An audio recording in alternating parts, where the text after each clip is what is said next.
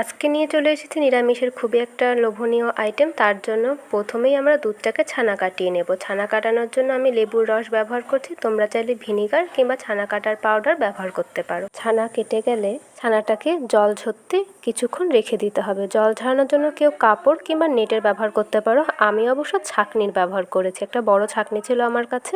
আমি তার মাঝে আবার আলুটাকে লাল করে ভেজে তুলে রেখে দিয়েছি। এবার ছানাটাকে নিয়ে বসেছি। ছানাটার মধ্যে চালের গুঁড়ো, নুন, চিনি, লঙ্কার গুঁড়ো, গরম মশলার গুঁড়ো, জিরের গুঁড়ো নিয়ে ভালো করে ছানাটাকে মেখে নিতে হবে। ছানার এবড়ো খেবড়ো ভাবটা কেটে একদম মোলায়েম ভাব চলে আসলেই বুঝতে পারবে যে ছানাটা মাখানো আমাদের হয়ে গেছে, যাতে আমরা গোল গোল করে লেচির মতো করে পাকিয়ে নিতে পারি। এবার হাতের সাহায্যে গোল গোল করে, দেখো ভিডিওতে যেরকমভাবে দেখাচ্ছি এইভাবেই গোল গোল করতে থাকবে, দেখবে যে এরকম একটা শেপ চলে আসবে। তারপর তোমরা এটাকে রাউন্ড ফিগারে আনতে গেলেই চারিপাশ থেকে একটু চেপে দেবে। ছানার জলটা যেন ভালোভাবে ঝরে যায় সেটা কিন্তু নিশ্চিত হতে হবে, না হলে কিন্তু এরকম গোল গোল শেপটা দেওয়া সমস্যা হয়ে যাবে।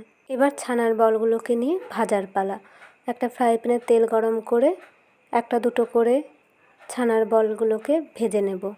একটা দুটো এরকম লাল হয়ে গেলে এটা কিন্তু পুড়ে যাবে না, খেতেও কোনো স্বাদের কোনো তফাৎ হবে না, বাট একটু লাল করেই ভেজে নেওয়ার চেষ্টা করবে, না হলে অনেক সময় ভেঙে যায়।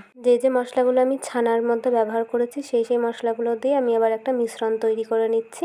এরপরে ফ্রাই প্যানটা গরম হয়ে গেলে তাতে তেল দিয়ে ফোড়নের জন্য ব্যবহার করছি গোটা জিরে, তেজপাতা, শুকনো লঙ্কা, এলাচ, দারচিনি আর একটু আদা বাটা দিয়ে মিশ্রণটাকে মিশিয়ে দিয়ে 2-1 মিনিট নাড়লেই দেখবে একটু তেল ছাড়তে শুরু করবে। তার মধ্যেই আলুগুলোকে দিয়ে দেবে, যে আলুগুলো আমরা ভেজে রেখেছিলাম সেগুলো একটু তেল ছাড়তে শুরু করে দিলেই এর মধ্যে আমরা উষ্ণ গরম জল দিয়ে দেব।